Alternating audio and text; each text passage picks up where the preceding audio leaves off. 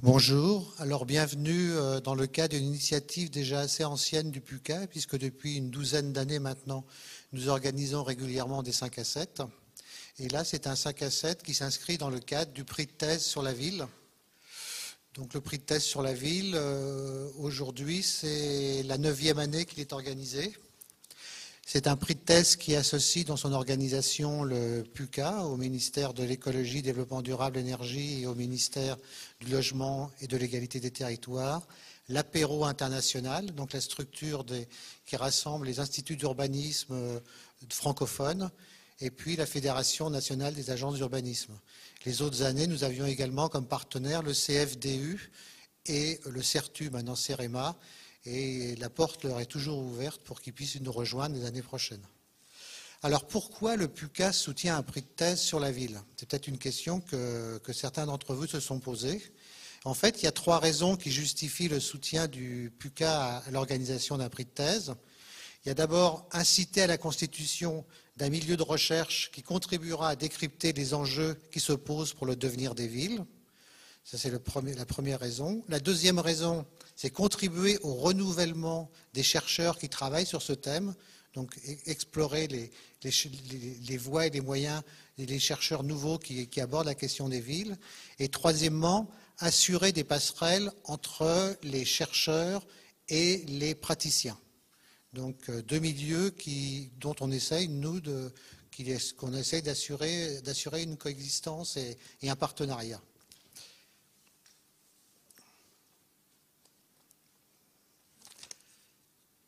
Alors justement, je parlais des praticiens et des chercheurs. Et c'est ce qui se met en évidence dans le jury du prix de thèse qui est composé paritairement de praticiens et de chercheurs, des professeurs émérites et des directeurs de recherche émérites, justement pour qu'il n'y ait pas de conflit d'intérêts avec les thèses qui sont présentées et pour lesquelles ils auraient pu être membres du jury. Donc les professionnels, il y a par exemple un directeur du service habitat d'une DTT, il y a un directeur de recherche d'un grand bureau d'études, il y a des chargés de mission du PUCA. Il y aura cette année, innovation, il y aura cette année les lauréats de l'année dernière, donc Rodrigo Cataneo Pineda et Fanny Gerbeau, et un lauréat d'une année antérieure qui est maintenant professionnel complètement, praticien, il connaît bien le domaine, c'est William Le Goff qui a été grand prix de thèse en 2007. Donc la composition du jury telle que je viens de vous la présenter, associant des professeurs émérites et des praticiens, la volonté poursuivie, c'est de concilier excellence scientifique, donc est notamment reconnu par les professeurs participants au prix, et puis pertinence pour l'action, que les thèses retenues répondent aux attentes des praticiens.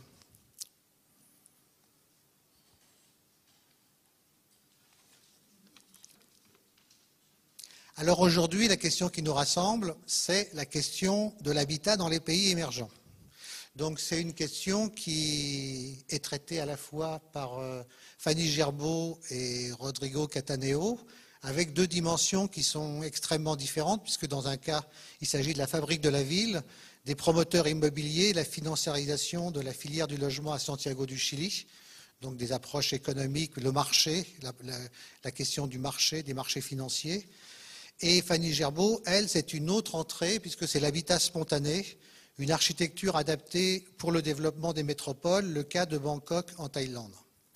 Et pour animer les débats, donc je vais très vite passer la parole maintenant aux orateurs, pour animer les débats, il est donc demandé à William Le Goff, qui lui aussi, il y a quelques années, a abordé la question de l'habitat avec une autre approche, puisque sa thèse qui a obtenu le Grand Prix en 2007 portait sur la division sociale et la question du logement en Grande-Bretagne entre ethnicisation et privatisation, le cas de Leicester et Bradford. Donc la règle du jeu pour ce 5 à 7, ça va être d'abord demander à chacun des lauréats de présenter en une vingtaine de minutes leur thèse. Ensuite, il y aura un débat qui sera introduit par William Le Goff. Et on terminera par une discussion générale sur finalement toutes les questions que vous souhaiteriez poser à l'occasion de cette présentation. Enfin, merci beaucoup et bonne rencontre.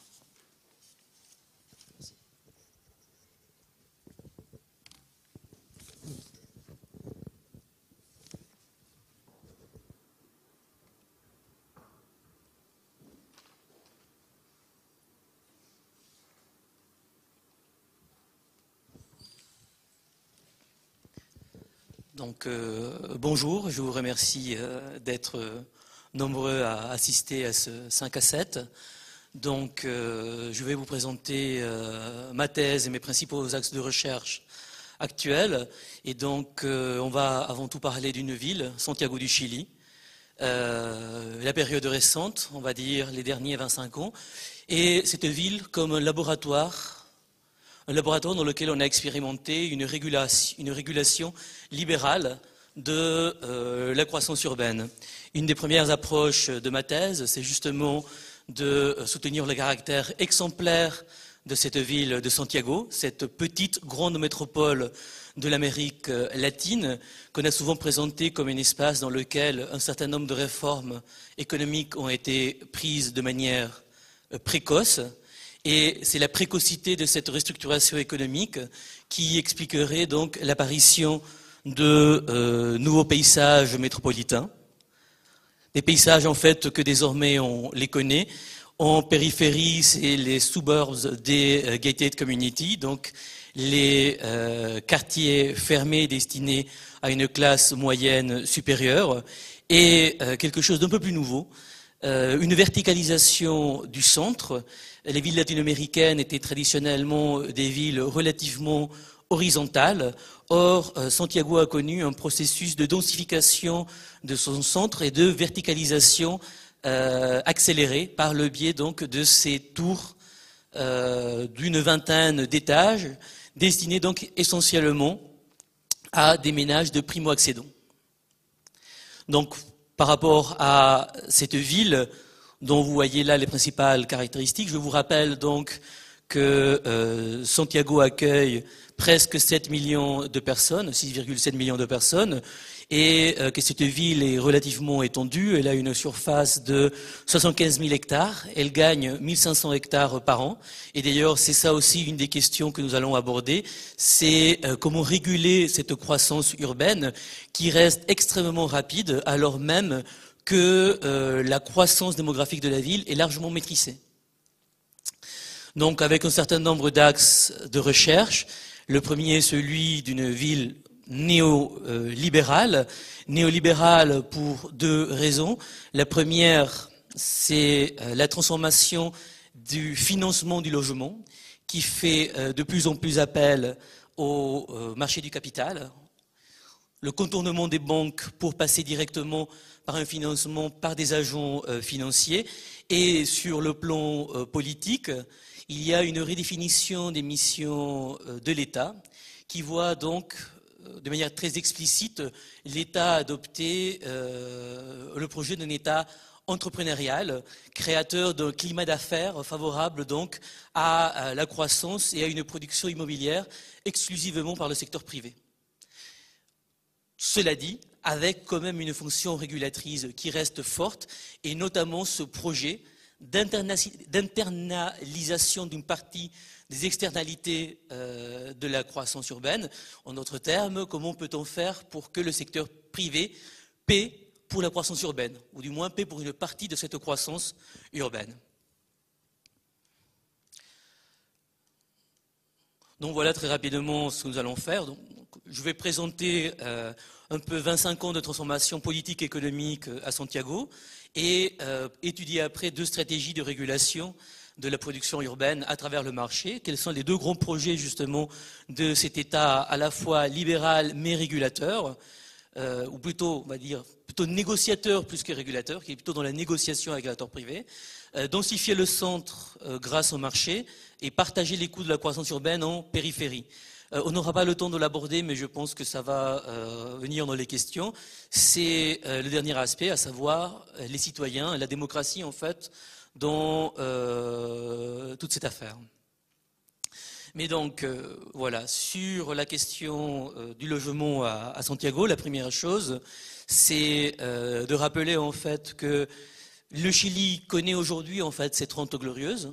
Dans une certaine mesure, je pense qu'on peut faire ce rapprochement, à savoir que le Chili connaît une économie florissante avec une croissance toujours importante, autour d'entre 5 et 6% ces 3 dernières années. Ce dans un contexte marqué par un budget maîtrisé, souvent excédentaire, et une transition démocratique qui est achevée.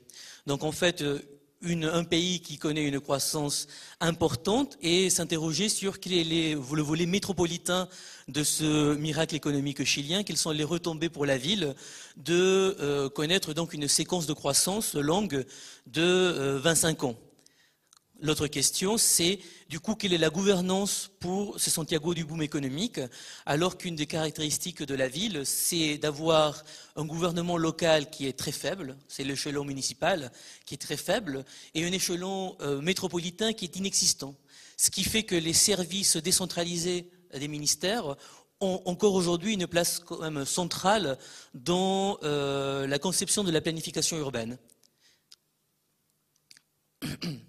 Donc sur les retombées métropolitaines du miracle économique chilien, on peut dire 3 grandes choses. De manière générale, on peut noter que dans cette économie chilienne, le secteur financier occupe une place accrue dans cette économie. D'ailleurs, quand on parle de miracle économique chilien, je pense qu'il faut faire remonter ça à un premier aspect de la question, qui est celui en fait du système financier avec 2 réformes que on appelle ça souvent le Big Bang de l'économie chilienne, le début de tout. La libéralisation du système bancaire, ce qui vous fait que le Chili est une économie bancarisée par rapport au reste de l'économie chilienne, donc une économie dans laquelle il y a des dépôts dans les banques et beaucoup de crédits, ce qui est quand même assez important pour le secteur du logement, et d'autre part, peut-être le plus important, la réforme du système des retraites, avec un basculement vers un système de retraite par capitalisation individuelle, ce qui vous fait que vous avez des acteurs privés, les fonds de pension, extrêmement puissants, dont la taille est complètement disproportionnée par rapport aux dimensions du pays, mais ça vous explique donc ce développement de marché financier très puissant. Donc vous êtes devant une économie dans laquelle, malgré sa taille, vous avez des acteurs financiers importants. Les conséquences, bon, ça c'est des comparaisons par rapport au reste de l'Amérique latine, c'est simplement pour vous montrer qu'on est dans un profil un peu à part dans cet aspect-là de financiarisation de l'économie. Ce qui nous intéresse, donc qu'est-ce qui se passe pour la ville? 2 choses, c'est que en aval, du côté de la demande, vous avez eu en fait une très importante ouverture du robinet du crédit. Ce qui vous explique en fait que vous êtes devant un secteur, et d'ailleurs c'est une différence que nous allons voir avec Fanny, dans lequel la production du logement aujourd'hui se fait à travers le secteur formel, avec un accès assez massif au crédit. Vous pouvez le voir en fait, c'est un graphique qui vous montre les hypothèques, les prêts hypothécaires au Chili, avec une évolution extrêmement importante et avec une baisse des taux aussi assez conséquente. Ce qui vous explique que par exemple un ménage à revenu égal, un ménage au Chili peut emprunter 80% de plus que le même ménage en fait au Mexique. Ce qui fait que grosso modo, une moitié de la population de la ville est en mesure aujourd'hui d'accéder au marché formel du logement. Et reste la question, donc, que se passe-t-il en amont du côté de l'offre, qui a vraiment été le sujet sur lequel j'ai travaillé. C'est celui donc d'une financiarisation de l'offre, de cette montée en puissance du marché financier dans le secteur immobilier, par des mécanismes divers, et on n'entrera pas dans les détails. Ce schéma, en fait, décrivait les différentes formes de financiarisation des sociétés de promotion immobilière. Il suffit de remarquer 2 choses. C'est qu'il y a 2 mécanismes principaux. Ces mécanismes principaux, c'est d'une part les offres publiques d'actions, le fait que vous allez avoir des sociétés cotées en bourse aujourd'hui qui produisent du logement, ce qui a favorisé un double phénomène d'intégration horizontale et verticale du marché du logement. Le marché du logement, enfin l'industrie du logement, vous le savez, est un secteur qui est extrêmement fragmenté. Il n'en reste pas moins que dans l'espace de 5 ans, les 4 majors du logement du Chili ont réussi à concentrer 20% de la production de logements de la ville. Ce qui est donc considérable. Le deuxième aspect, c'est l'apparition de fonds d'investissement immobilier financés par des particuliers qui vont là aussi financer donc de projets de logement dans le secteur du neuf. Donc là aussi de manière assez importante, on parle en fait de 40 000 logements construits par ces fonds d'investissement dans la période 2005-2012, ce qui équivaut en fait à 1 an de production de logements à la ville de Santiago. Donc quand même, c'est autour d'1/7 de tous les logements produits à Santiago qui auraient comme origine des sociétés d'investissement immobilier.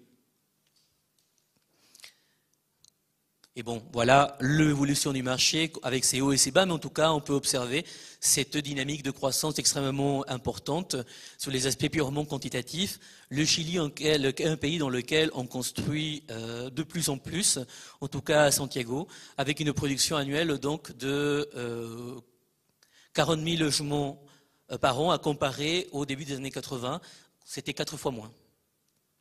Donc, tout ça dans un contexte politique nouveau, qui pose la question du coup de quelle intervention pour l'acteur public dans ce contexte donc de véritable révolution économique, sachant que d'une part on était dans un contexte de transition démocratique et donc de dénonciation de l'héritage métropolitain de la dictature, fait de ségrégation sociale et de laisser-faire plus ou moins assumé. En même temps, en fait, quels sont les paradoxes de la transition démocratique à Santiago? C'est l'idée d'une démocratisation sans politisation. Une analyse en fait de la rupture démocratique de 1973 qui disait en fait que le coup d'État, la dictature avait été provoqué par une exacerbation de la violence politique, qui avait été provoquée aussi par une crise économique, et que donc l'instabilité politique passait par 2 choses. D'une part, il fallait que les nouveaux gouvernements démocratiques fassent de la croissance. Et c'est l'impératif de la croissance que le gouvernement démocratique s'est donné dès les années 90. Et d'autre part, une certaine méfiance vis-à-vis de la politisation du débat urbain, ce qui a fait qu'aujourd'hui au Chili, en fait, on a favorisé le débat sur les policies, c'est-à-dire les instruments de gestion de la ville, plutôt que sur la politique de la ville en tant que telle. Et par rapport à ça, donc, va se poser effectivement cette question d'une régulation de la production urbaine à travers le marché, avec 2 projets qui vont faire un peu date et qui effectivement permettent de présenter qu'est-ce que c'est que ce modèle de régulation urbain chilien, ce modèle libéral. Le premier est cette idée de densifier le centre grâce au marché, sachant que le centre était perçu comme un espace témoin pour les gouvernements. C'était dénoncé comme justement le plus grand échec de la dictature. C'était aussi en fait ce centre-ville de Santiago qui avait connu un processus de dégradation très fort de son bâti, de dépeuplement très important. La population était passée de 440 000 habitants à la fin des années 40 à 230 000 habitants en 90, donc effondrement de moitié de la population, changement des usages des sols vers des fonctions moins nobles. Donc bref, c'était vraiment l'espace qui réunissait tous les mauvais aspects, disait-on, de se laisser faire de la dictature. Et donc, on va se décider d'intervenir dans cet espace, dans ce projet donc de densifier la ville, un modèle de la ville compacte, mais une ville compacte faite par le marché, avec donc une stratégie d'inciter à l'investissement immobilier dans un espace qui n'avait plus vu de construction de bâtiments neufs depuis quasiment 10 ans. On ne construisait plus absolument rien dans ce centre-ville qui, il faut le savoir, c'est un tout petit centre-ville, hein. C'est 22 km², donc en fait on parle d'un arrondissement du nord-est parisien en termes de taille. Donc un petit espace dans lequel on ne construit plus et dans lequel il va s'agir d'inciter l'activité immobilière. Et pour ça, en fait, l'État va créer ce environnement entrepreneurial favorable au business, dit-il, d'abord en supprimant tous les risques associés à l'investissement. Et ça, c'était vraiment leur stratégie qu'ils ont adoptée. C'était supprimer les risques encourus par les promoteurs immobiliers, des risques divers, mais il s'agit en fait, en tout cas, de réduire tous les coûts de transaction propres justement à l'industrie du logement. D'une part, créer une bourse de la demande, c'est-à-dire préidentifier les personnes qui étaient prêtes à acheter des appartements dans cet espace, y compris en mobilisant en fait l'appareil de l'État lui-même, car les premiers investisseurs de cet espace ont été en fait des fonctionnaires du ministère du Logement et de la mairie de la ville, qu'on leur a demandé si vous voulez habiter ici en fait. D'autre part, une banque des terrains. On a préidentifié tous les terrains en fait qui pouvaient être mis en vente assez rapidement, de plus de 2000 m². Donc pour justement la taille standard en fait de tout projet de ce type. L'assurance en fait que les autorités publiques allaient accélérer les procédures d'adoption des permis de construire par la mise en place d'une société mixte, présidée par le maire de la commune, ce qui donc assurait la bienveillance des autorités locales. Et enfin, la création d'une subvention de rénovation urbaine assez conséquente, qui est une subvention de l'ordre de 10% du prix d'achat d'un appartement dans le centre-ville pour les primo-accédants. Donc vraiment un effort financier assez important qui a été négocié par le maire de cette commune, qui était un poids lourd quand même de la politique locale. Donc c'est vrai que là on voit quand même le poids de certains élus et qui d'ailleurs va se servir de tremplin de cette mairie pour devenir après ministre du Logement du Chili. En tout cas, on voit que dans ce système, tous les risques sont supprimés pour l'acteur immobilier.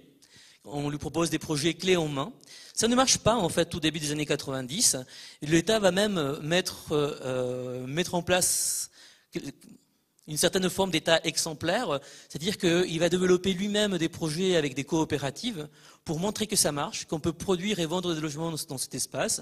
Donc des projets donc menés avec des coopératives du logement, ce qui donne en fait des formes urbaines qui sont assez proches de ce qui se fait dans le logement social au Chili.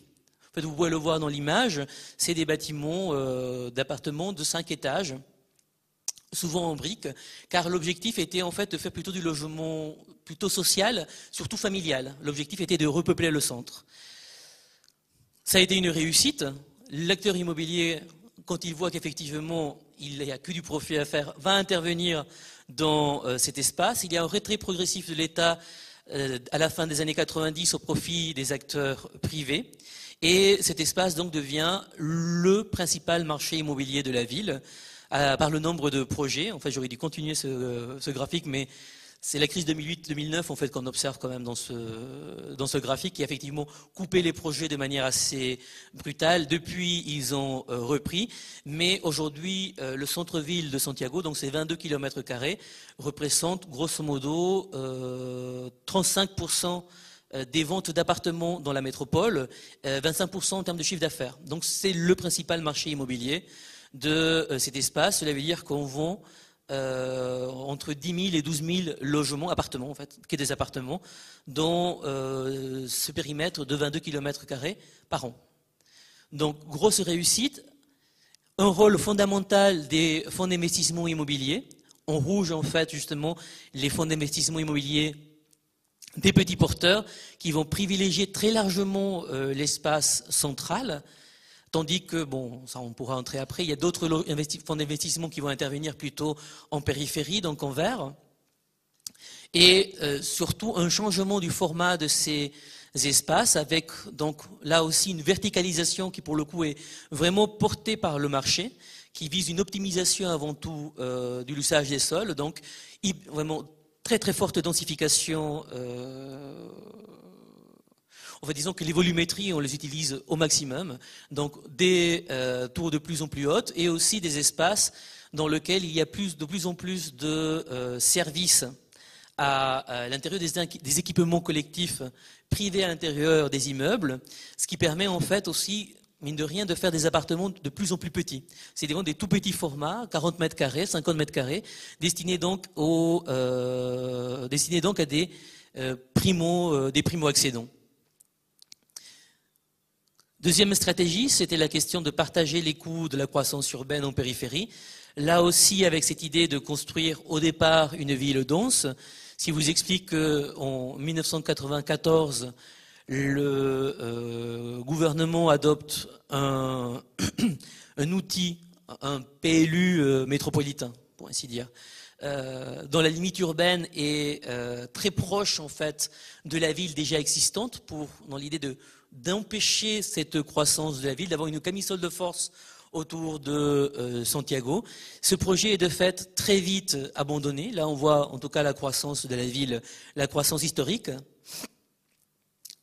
Et cette évolution vers une ville et de la ville étalée à la ville fragmentée. En tout cas, ce projet va être abandonné assez vite parce que de toute façon, il y a en fait un marché dans les secteurs ruraux qui s'est créé par détournement, à vrai dire, de la législation sur les espaces ruraux. Il y avait en fait des résidences secondaires créées dans des grosses parcelles de 5000 mètres carrés. Donc en fait, on avait un processus de mitage des espaces périurbains de Santiago qui échappait à tout contrôle. Et donc face à cette incapacité à réguler, en tout cas à interdire à la ville de croître, on va changer de projet et on va avoir une nouvelle idée. Ce sera celle de négocier la croissance urbaine avec les acteurs donc privés, avec une question fondamentale, la question du foncier, avec un marché du sol à Santiago qui est un marché qui est fondamentalement oligopolistique, c'est-à-dire qu'il y a vraiment un nombre de propriétaires limités qui possèdent l'essentiel des terres dans cet espace.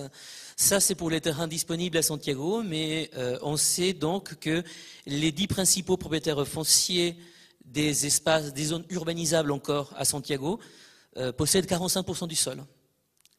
Et le nombre total de propriétaires fonciers à Santiago, donc des personnes qui ont du sol en périphérie pour construire des lotissements, c'est 90 sociétés. Donc en fait un marché minuscule, complètement oligopolistique, mais un marché dont la mise en valeur dépend d'une chose, dépend en fait de négociations avec l'acteur public pour la viabilisation notamment, pour la mise en place de réseaux, éventuellement pour des questions justement de changement de l'usage des sols, de modification des plans locaux d'urbanisme. Et donc l'idée va s'imposer de inciter ces acteurs-là à internaliser une partie des coûts d'urbanisation, de négocier donc le changement de la norme urbaine de différentes manières. On va voir qu'en fait, en fonction des années, on a demandé des choses différentes avec plus ou moins de réussite. En tout cas, grosso modo, et là je vais aller vraiment plus vite, la première demande qui a été faite est celle d'un zonage dit inclusif. Pourquoi un zonage inclusif? Donc, là, vous pouvez le deviner, c'est l'acteur privé, on est dans une logique de rentabilisation, optimisation des usages du foncier. Donc on ne produit pas nécessairement du logement social, loin de là. Donc l'idée a été de préserver une part de sol au logement social. Donc une obligation de mix des usages avec des espaces qui doivent être destinés obligatoirement au logement social. D'autre part, le développement des idées des contributions d'urbanisme, d'abord pour la voirie.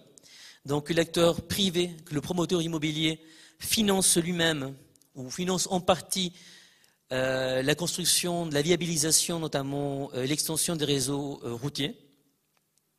Ça, c'est ce qui va revenir de plus en plus. Dans la dernière mouture, qu'il finance aussi les espaces verts.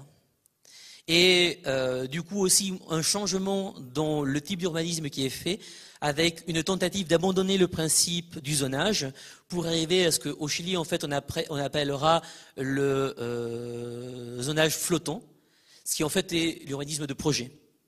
C'est-à-dire qu'en principe, tout espace rural autour de la métropole est urbanisable à condition d'entrer dans une démarche de constitution d'un projet de développement urbain et d'entrer dans cette logique de payer des compensations. Des compensations dans ce cas-là pour la voirie, mais aussi des compensations pour la destruction du sol agricole. Mais en principe, en théorie, tout est négociable. Donc bref, voilà les différentes étapes. D'abord, cette idée, c'est surtout de rétablir l'ordre dans la frontière urbaine, ce qui va se faire là aussi par le choix explicite des oligopoles, c'est-à-dire que ce sont des projets, on le voit là, dont la taille minimale des projets oscille entre 60 et 300 hectares. L'objectif avoué est d'exclure tout petit acteur, la volonté explicite étant de négocier avec des grosses sociétés de promotion immobilière de manière pragmatique, en tout cas c'est présenté comme tel, les seuls capables justement de se lancer dans des projets dont l'horizon de réalisation est de 15 à 20 ans et les seuls capables en fait, d'avoir les poches entre guillemets, suffisamment profondes pour participer dans ce processus de paiement des contributions. Mais en tout cas, c'est vrai qu'on tend vers on ne fait que renforcer quand même ces oligopoles. Toute une série de projets qui sont mis en œuvre, on les voit en rouge sur la carte, ils sont assez nombreux. Pour un nombre de logements vraiment très important, on peut le voir, les plus importants planifient de construire 15 000 logements sur 20 ans. Donc, et on entre effectivement dans des projets qu'on appelle la ville privée. Ça, c'est le projet le plus avancé aujourd'hui, Piedra Roja, donc qui s'est doté d'une aménité centrale, une lagune donc qui doit servir en fait pour structurer ces espaces. Et donc vous avez en fait un espace mi-privé, mi-public, avec un centre commercial aussi situé en position centrale. Et tout autour, en fait, comme des véritables grappes de raisin, vous allez avoir des gated community qui s'organisent un peu en alvéole, tout autour en fait de cette aménité centrale. Donc une succession de quartiers privés développés par étapes autour donc d'aménités semi-public. Et pour la réalisation donc, de ce projet, effectivement, la question fondamentale a été celui de financement des certains nombres d'externalités, donc il faut payer. Et c'était le projet, donc, et pour le coup, on le voit sinon, est-ce que c'est la bonne carte? Je crois que je n'ai pas mis la bonne carte. Non, c'est bien, c'est celle-ci en fait. Très bien. Si vous voyez en fait en bleu, c'est les nouvelles autoroutes qui ont été donc construites avec des financements privés. Une dont le financement est entièrement privé.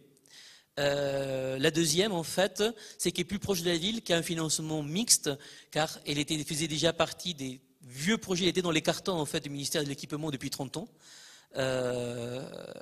Donc en fait, le financement privé a aidé à accélérer la mise en place de ce vieux projet d'autoroute, de périphérique en fait, autour de la ville. Donc financement d'un certain nombre d'infrastructures, ce qui va être mis en avant encore en 2003 avec la deuxième génération de ce type de projet. Et enfin, là aujourd'hui on est en 2013, 2014, mais en 2013 on adopte la dernière mouture de cet outil avec cette fois-ci une nouvelle étape dans le sens où aujourd'hui on vise un financement privé de déficit urbain préexistant. Dans le sens où l'idée aujourd'hui est de à nouveau décréter que certains espaces sont urbanisables, mais cette fois-ci on échange non seulement des apports pour la voirie, mais aussi en fait avec le financement des espaces verts, sachant que c'est un des gros déficits de cette ville, c'est le manque très frappant d'espaces verts dans la ville. Il n'y en a quasiment pas à Santiago, et là où il y en a en fait, c'est soit dans la commune centrale, pour des raisons historiques, c'est les vieux parcs qui ont été construits, sinon c'est dans les beaux quartiers. Mais pour le coup, les déficits d'espaces verts dans les quartiers populaires est absolu. En fait, il y a des communes sans parcs, tout simplement. Donc l'idée, c'est de faire financer ce projet, mais avec des grandes difficultés. C'est un projet quand même qui a été mis en place en 2006. Il a été enfin voté et approuvé en 2013. Donc c'est vrai que, et je finis sur ça, on ne va pas rentrer dans cette partie pour rester dans les temps, mais c'est vrai qu'on a une question des temps qui se pose. Les temps de l'administration publique, les temps de la participation citoyenne, les rythmes de l'industrie immobilière, comment les concilier, sachant que, et ça on le sait là aussi, que l'adoption d'un plan local d'urbanisme prend du temps, à l'échelle métropolitaine encore plus. Et donc en fait ce sont des dispositifs dont la mise en place est lente, tellement lente que dans certains cas ils sont obsolètes au moment de leur adoption. D'autre part, en fait, une demande de participation citoyenne qui se fait de plus en plus forte, alors que très longtemps, on a cantonné les citoyens à des avis purement consultatifs. Aujourd'hui, c'est vrai qu'il y a une revendication de participation qui est importante, un acteur public qui ne sait pas quoi trop faire avec cette participation citoyenne, cette participation locale, une industrie immobilière qui n'en veut pas, car ça multiplie les retards, et c'est vrai que les quelques référendums qui ont eu sur des projets immobiliers ou sur des modifications des plans locaux d'urbanisme ont tous systématiquement abouti à des rejets. À 100% des cas, ils ont tous rejeté les modifications. Donc c'est vrai qu'il y a des questions à poser sur la viabilité d'une logique référendaire pour des projets urbains. Et enfin, après, il faudrait quand même parler des critiques, mais ça on le fera après, sur les énormes plus-values qui ont été créées grâce à la création, grâce à cette extension de la limite urbaine, grâce à ce changement de l'usage des sols, et mine de rien, la modestie en fait des ressources obtenues par l'État. C'est-à-dire qu'on reste quand même dans le projet est certes plus qu'intéressant, c'est l'idée quand même que l'acteur privé paie une partie de la croissance urbaine.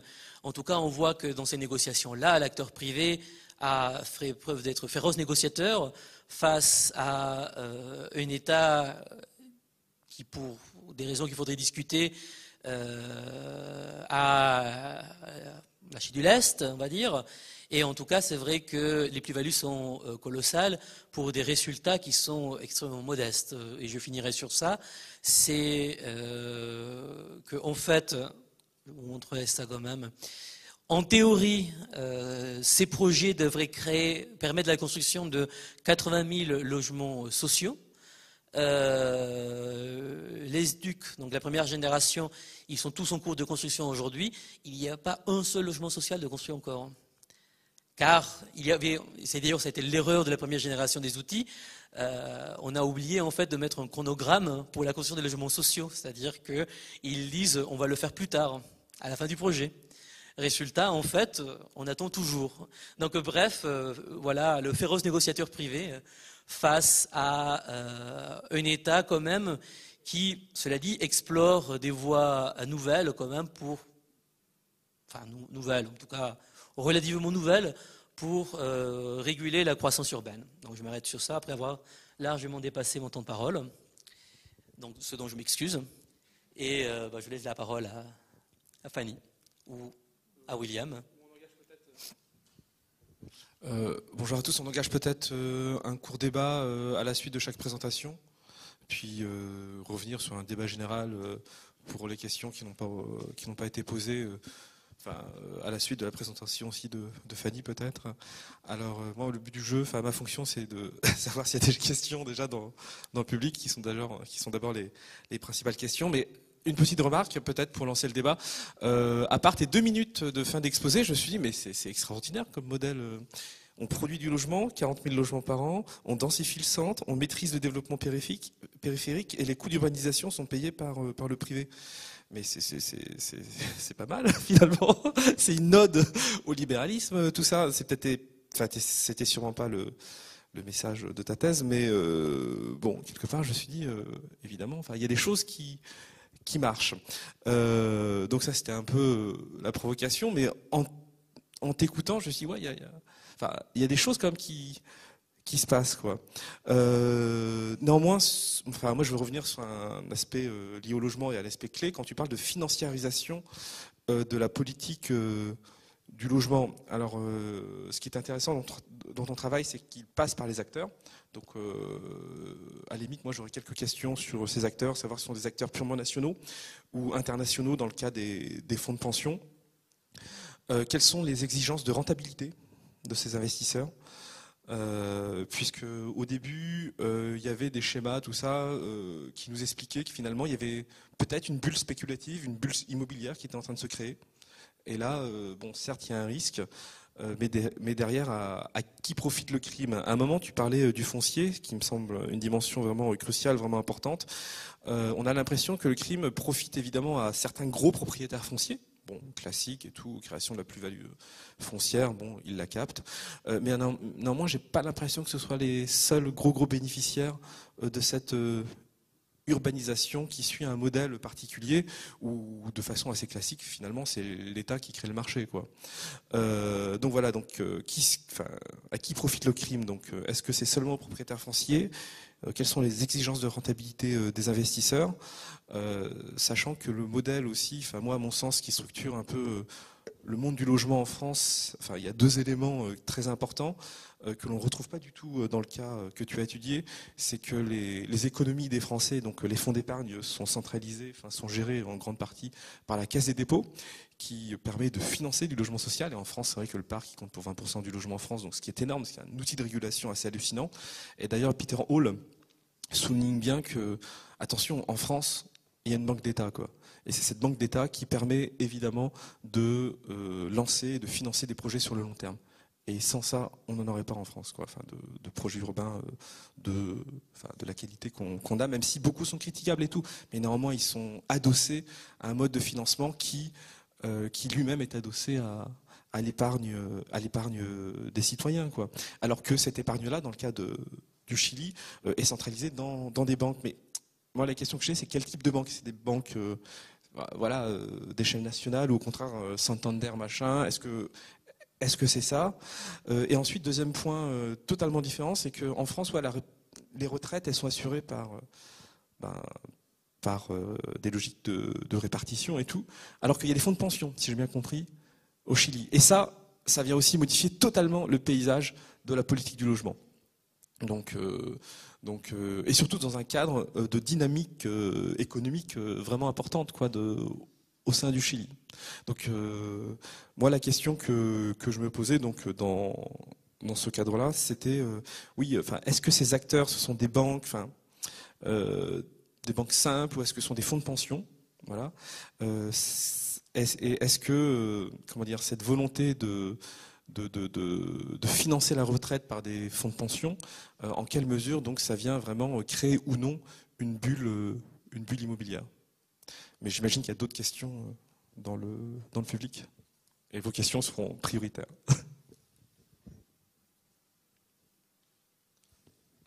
Si tu veux, tu peux essayer de répondre. Je ne sais pas si en plus elles sont totalement pertinentes, mais essayer de répondre à ces questions peut-être. Oui. J'essaie simplement de me rappeler de différents aspects de ta question. Donc commençons par la question des acteurs.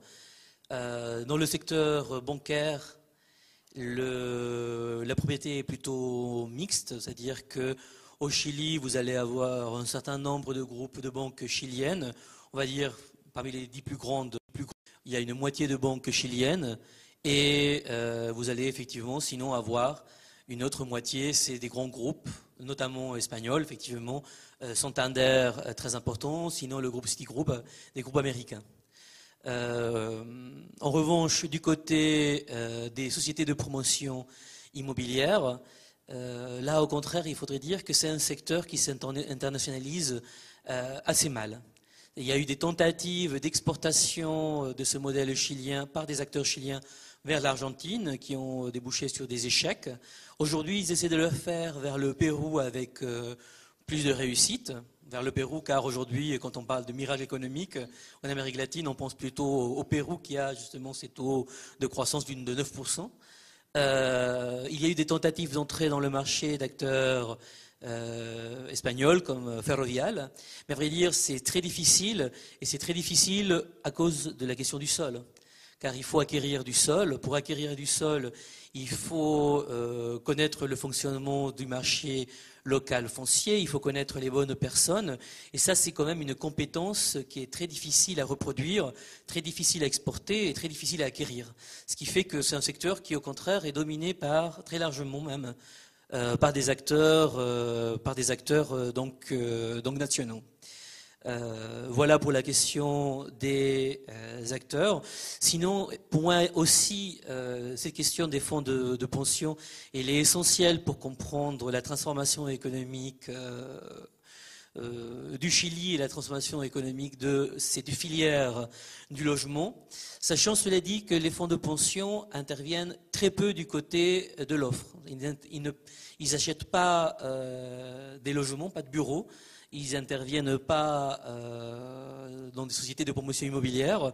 Là où ils ont pesé extrêmement lourd, c'est pour fluidifier le marché du crédit hypothécaire. Car ils étaient en fait, ils acquéraient des prêts restructurés par les banques. Donc ce qui permettait effectivement aux banques d'accorder plus de prêts après. Bref. En revanche, l'acteur qui pèse énormément, ce sont les compagnies d'assurance vie, mais qui sont étroitement liées car les compagnies d'assurance vie au Chili, ce sont en fait des complémentaires aux mutuelles et il est obligatoire de prendre une assurance vie lorsque vous vous engagez dans une mutuelle. Donc bref, le développement va de la main. Et c'est plutôt les compagnies d'assurance en fait qui vont être le grand acteur financier dans cet espace. Est-ce que l'on a une bulle au Chili ? Oui, mais pas en fait pas le même type de bulle qu'on a pu voir aux États-Unis avec la titrisation. Je peux vous montrer c'est un nombre de graphiques. Voilà, sur le sens où effectivement vous avez quand même parfois au Chili ce que vous avez eu, c'est une crise de surproduction. Justement une crise de surproduction portée par l'activité de ces fonds d'investissement immobilier. On peut voir là en fait, là vous voyez le temps nécessaire à l'écoulement du stock de logement, au stock du logement en fait dans le centre-ville de Santiago, qui au pire de la crise a monté jusqu'à 3 ans. C'est-à-dire si on arrêtait de construire, il faudrait quand même 3 ans pour vendre tout le stock disponible, alors que pour une économie qualifiée de normale, ça devrait osciller entre 10, 15 mois, pas plus, un an. Donc là, on a eu un phénomène avec un stock qui a monté jusqu'à 50 000 appartements qui étaient en vide et à vendre à Santiago, dont je crois bien 60% dans le centre-ville. Donc un énorme stock de logements qui va s'accumuler. Et on a eu ce type de crise, je pense, car justement, c'est pas peut-être les cartes les plus la plus parlante, mais si, en tout cas, on voit qu'il y a une très très forte concentration des investissements qui va se faire dans les communes centrales. Et je crois quand même que dans ces fonds d'investissement immobilier, dans leur comportement, dans les stratégies d'investissement, on peut voir la force des comportements mimétiques.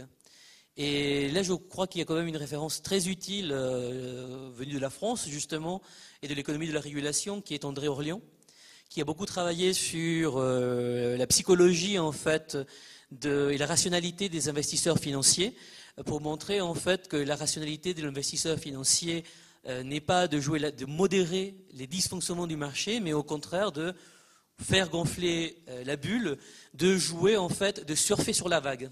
Et la force aussi des comportements mimétiques. C'est-à-dire que vous êtes dans une démarche dans laquelle un choix d'investissement va être légitimé parce que les autres personnes font le même choix.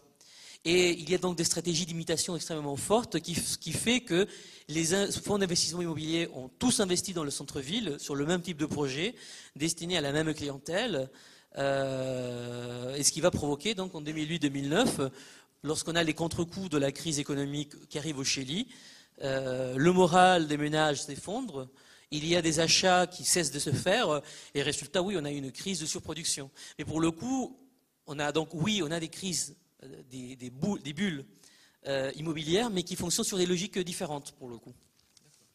Il y a madame au premier rang qui vous pose une question, puis ensuite, derrière. Merci. Caroline Mota, architecte urbaniste. C'est plus une réaction du genre inquiétude en regardant la forme urbaine, la métamorphose du paysage de Santiago de Chile. Je me demande, est-ce qu'il y a un organisme qui régule, qui observe, qui s'intéresse à la silhouette urbaine générale de Santiago? Est-ce que face à cette montée et de verticalité du centre-ville, quelqu'un s'intéresse à vers quelle forme voulons-nous de cette ville, et si Santiago devenait un exemple pour d'autres grâce à ce boom qui a l'air de très bien marcher et qui propose beaucoup de logements pour beaucoup de personnes, s'il devenait un modèle dans d'autres pays, je me demande, comme cette pas crise, mais vers où allons-nous dans la forme urbaine? Donc est-ce qu'il y a quelqu'un qui s'est posé cette question ou pas, ou si je suis vraiment hors contexte, mais ça m'interroge vraiment sur la forme. Oui. C'est une question en fait qu'on se pose surtout dans les milieux académiques.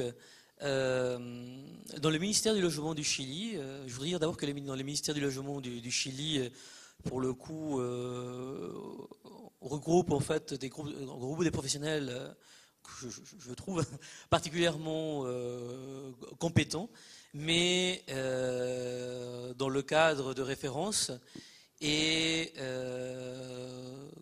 quand même très quantitatif. Il n'y a pas de préoccupation pour une ville qualitative. Donc, et notamment pas de préoccupation sur la question des formes urbaines. D'une certaine mesure, si on voudrait faire un parallèle avec la France, on pourrait dire qu'il y a des logiques qui ne sont pas celles des architectes, mais on est plus proche des ingénieurs de pont-et-chaussée ou de mines. C'est-à-dire qu'il y a des problèmes à régler avec des outils. Et donc on crée des outils. Donc sur cette question de l'évolution de la ville, il n'y a pas de réflexion, sinon que du point de vue des citoyens, il y a quand même un débat qui s'est créé, car effectivement il y a quand même des critiques sévères qui ont été faites à cette verticalisation de la ville, notamment sur la question de la perte d'intimité dans le centre-ville, car vous avez cohabitation de forme très basse, la maison coloniale classique en fait, qui est une maison en fait au Chili avec des cours centrales, avec des parcelles, avec une façade très étroite mais une très grande, très profonde, à côté en fait de tours de 20 étages, donc avec une vue plongeante sur toute la ville, avec un débat aussi sur la question des cônes d'ombre. Car effectivement, en fait, il peut faire minuit à 2h de l'après-midi dans certains quartiers de Santiago avec l'ombre des immeubles qui se déplacent. Mais aussi, en fait, il faut dire qu'au Chili, mais je pense que c'est d'ailleurs général à l'ensemble de l'Amérique latine, vous n'avez pas quand même cette jurisprudence qui peut exister, avoir en France sur le droit des voisins. C'est-à-dire cette idée en fait que la propriété et le droit de propriété en ville est une propriété partagée et en tout cas que vous n'avez jamais une propriété pleine et entière en ville. Vous avez un certain nombre de servitudes qu'il faut plus ou moins accepter. Au Chili en fait ça n'existe pas, c'est-à-dire ils font ce qu'ils veulent. On est encore en fait, mais en même temps c'est quand même des pays neufs et on est dans l'élaboration encore de ce corpus juridique-là. Quant à est-ce que ça marche, et d'ailleurs c'était aussi la question de William. En fait, moi j'ai fait le choix explicite de m'intéresser au marché formel et du coup à la demande rentable. Ce qui laisse quand même 50% des ménages en dehors. C'est ce que j'ai dit. Ça permet à 50% des ménages d'accéder au formel, ce qui est énorme pour l'Amérique latine. Même je crois que j'ai fait les calculs une fois, c'est plutôt 60%, mais quand même, ça laisse une grosse partie de la population en dehors du marché.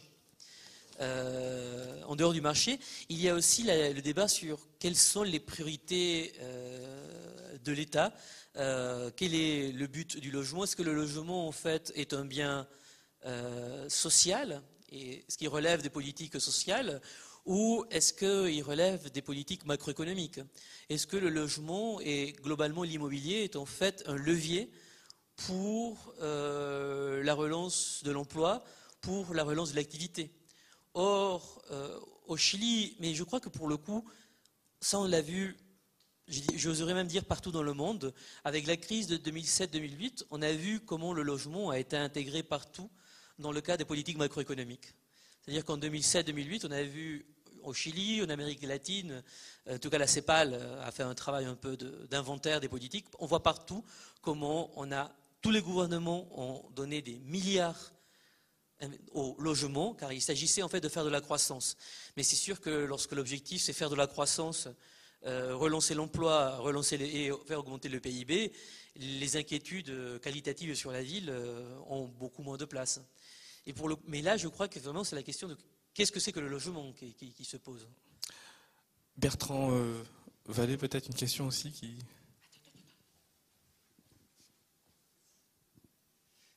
Oui, Bertrand Vallée du PUCA. J'avais une question un peu dans la continuité de ce qui vient d'être dit là. C'est qu'est-ce que ça produit? Parce que vous nous décrivez un système à deux vitesses très tranché, c'est-à-dire voilà, du vertical très dense dans le centre et de l'individuel en lotissement sécurisé en périphérie. Est-ce que c'est aussi tranché que ça, où on a des formes intermédiaires d'habitat qui peuvent émerger de ce circuit de financement-là ailleurs, dans d'autres types d'espaces? Et la deuxième question, c'est d'où viennent tous ces nouveaux habitants? Parce qu'on est sur, enfin, je n'ai pas noté tous les chiffres, mais on est sur des volumes de construction de logements extrêmement importants, qui font penser, d'ailleurs vous avez fait le parallèle plusieurs fois avec, en parlant de 30 Glorieuses et tout ça, avec notre période de construction des grands ensembles, sauf que si on fait le parallèle, ça s'inscrivait dans une histoire sociale, économique et migratoire très spécifique en France. Ici on se dit, mais d'où ils viennent tous ces nouveaux habitants de ces logements produits là? Est-ce que c'est de résorption d'habitat insalubre ou de bidonville antérieur? Est-ce que c'est des vagues migratoires? Est-ce que c'est de l'exode rural de populations qui viennent d'autres régions du Chili? Enfin, on se demande un peu d'où vient, vu le volume de logements construits, toute cette nouvelle population qui habite donc le centre. Attention, tu as 2 minutes pour répondre à ces questions importantes. D'accord. Donc, pour les formes intermédiaires, il faudrait aussi en dire qu'il y a quand même tout un secteur d'intérêt social au Chili qui est très largement subventionné par l'État, par un système de subvention à la demande, c'est-à-dire vous avez droit à un voucher en fait, à tant d'argent pour acheter un logement, et après c'est au ménage en fait de trouver son logement dans la ville et de faire usage de ce droit à une aide économique qui peut être très importante. Elle peut, pour les ménages les plus pauvres, représenter 90% du logement. En tout cas, c'est là en fait qu'on trouve des formes intermédiaires. Ce qui est quand même très curieux, c'est qu'on voit une forme de... disons, le modèle urbain du quartier fermé, on le retrouve dans le secteur social. Et c'est ça qui est très particulier. En fait, le quartier fermé est devenu aussi un code du point de vue de l'architecture, avec un certain nombre de signes, de marqueurs qu'on peut identifier. Et donc, en fait, on peut retrouver ça aujourd'hui dans les quartiers, donc dans ces quartiers, ce qui du coup fait que vous avez effectivement des zones de transition entre les gated community réelles. Vous avez des quartiers d'intérêt social qui sont un peu en carton-pâte, c'est les limitations. Cela dit, il faut quand même dire que le Chili aussi revient, un peu comme la France, je me suis trompé, désolé, d'une forme un peu malheureuse de l'habitat collectif. C'est-à-dire qu'au Chili, il y a eu aussi des tentatives de logement social collectif, qui étaient comme le modèle que je vous avais montré ici. Mais preuve que la population du Chili vieillit, le Chili a connu les premières démolitions de logements sociaux dans ces dernières années. Cela veut dire que ces bâtiments-là ont connu aussi des processus de dégradation très avancés, d'enquistement, de criminalité, enfin, bref, tous les stigmates qu'on peut penser justement aux zones de relégation urbaine, bref, qui ont amené en fait comme réponse à terme une démolition des espaces. Donc c'est vrai que aujourd'hui l'idée est quand même le pavillonnaire reste très fort. D'où viennent les personnes? On est surtout dans de la décohabitation. Qui est extrêmement importante, et aussi de la résorption effectivement. En fait, au Chili, on parlait beaucoup de les allegados. Les allegados, c'est justement les personnes de votre famille vous accueillez quelqu'un de votre famille qui vient loger chez vous, car il n'y a pas de solution de logement. Il faut dire quand même que la dictature militaire a été brutale quand il s'agissait de déguerpir les bidonvilles. Donc, mine de rien, la solution de l'informel, elle existait, mais elle existait de manière très, très réduite. En tout cas, il y avait des espaces dans lesquels ils étaient tolérés et des espaces dans lesquels le déguerpissement était total. Ce qui faisait quand même que beaucoup de personnes ont été obligées de cohabiter de force. Donc aujourd'hui, on est un peu dans la résorption de ce phénomène-là. Donc on peut changer peut-être de continent, mais rester sur les questions de forme d'habitat avec Fanny. Merci. Oui, voilà, ça fonctionne. Alors, je vais fermer ça. J'enregistre pas.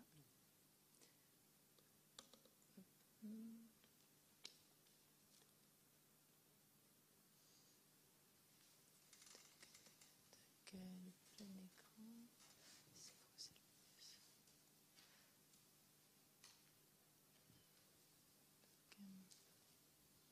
Voilà, donc, bonsoir à tous, merci de votre présence. Donc effectivement, on va rester sur le terrain de l'habitat informel avec une petite présentation de mon travail de thèse, donc, qui va parler un peu de l'habitat spontané à Bangkok dans le contexte de la métropolisation. Au départ de cette thèse, il y a une première interrogation, celle de dresser le bilan de la persistance des bidonvilles dans cette capitale, malgré de nombreuses politiques du logement, plus ou moins efficaces, depuis les années 1960. Également de poser la question de l'intérêt de cette forme urbaine, finalement, qui est généralement perçue comme plutôt négative, comme on peut le voir. Donc là, vous avez à gauche la photo d'une favela que j'avais visitée au Brésil et à droite d'une communauté de bidonvilles le long d'un canal de Bangkok. Donc des formes pour l'habitat spontané qui sont généralement connues comme celles d'un habitat vétuste, mal raccordé au réseau, possiblement le lieu aussi d'hébergement d'une population rurale, souvent par rapport à l'exode rural, ce qui n'est plus le cas d'ailleurs à Bangkok. Aussi des lieux potentiels de criminalité, et puis évidemment des lieux qui sont les espaces privilégiés de l'implantation d'activités informelles, donc du marché noir, donc tout un tas d'activités qui ne rapportent pas finalement à l'État, parce qu'il n'y a pas de paiement de taxes, parce qu'au final, il s'agit de court-circuiter un peu tout ce qui va être plutôt l'économie formelle.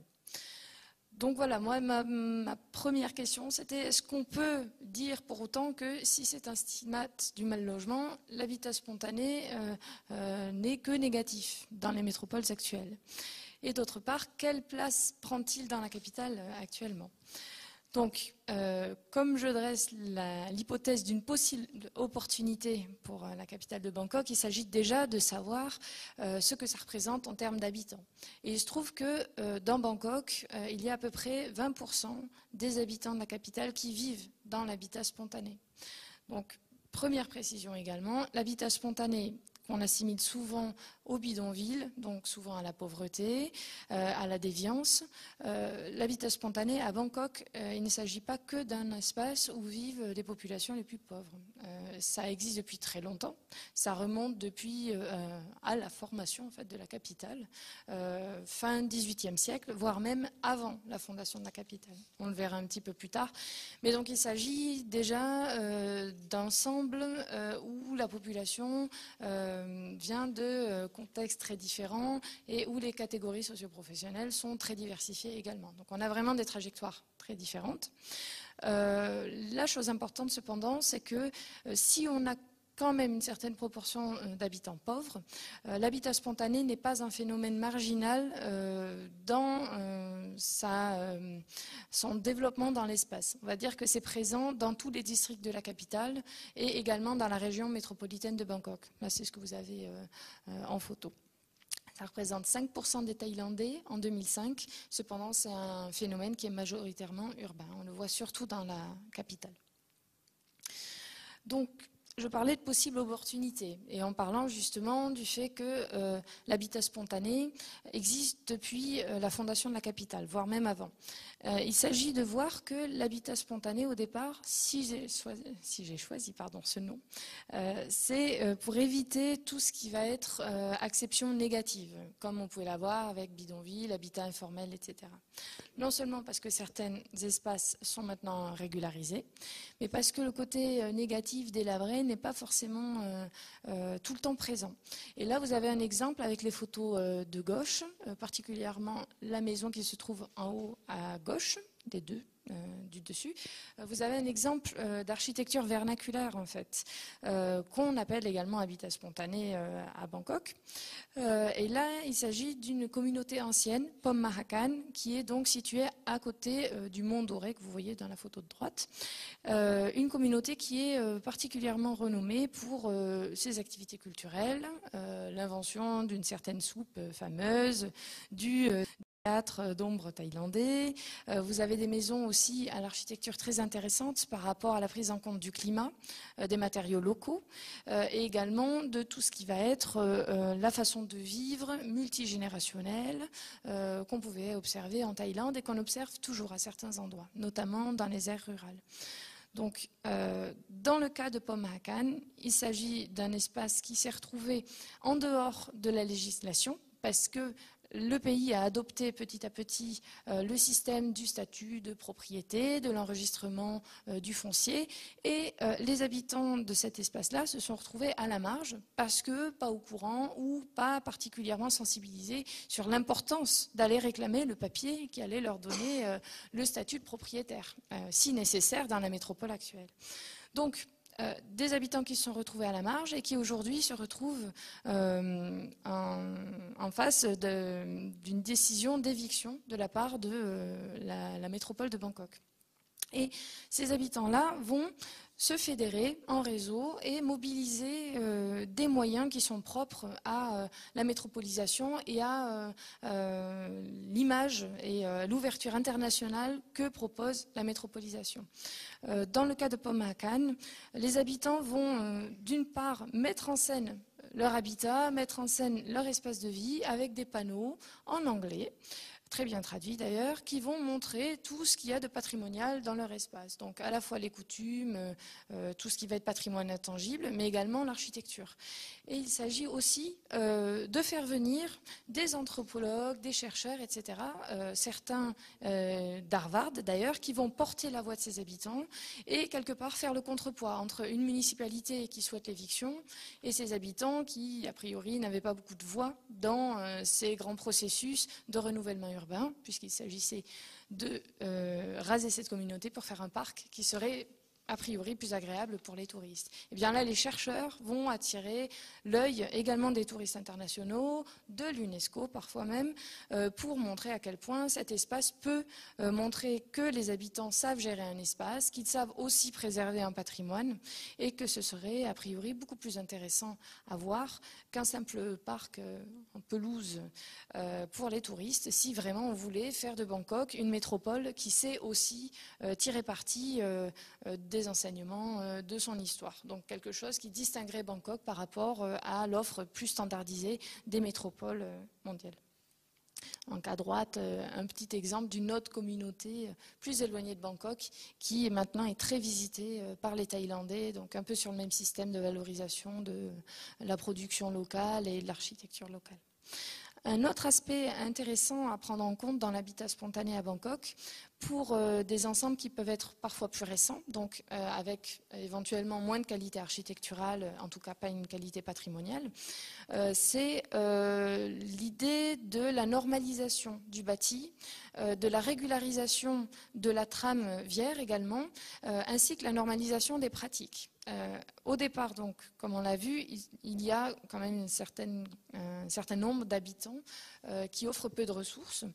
Ceci dit, avec le temps, on observe quand même la stabilisation de nombre des foyers et donc une certaine diversification du bâti jusqu'à la construction finalement de cottages de périphérie quelque part. Donc de quartiers populaires qui vont être attractifs également pour les classes moyennes, d'autant plus qu'ils sont maintenant parfois très bien placés dans la capitale.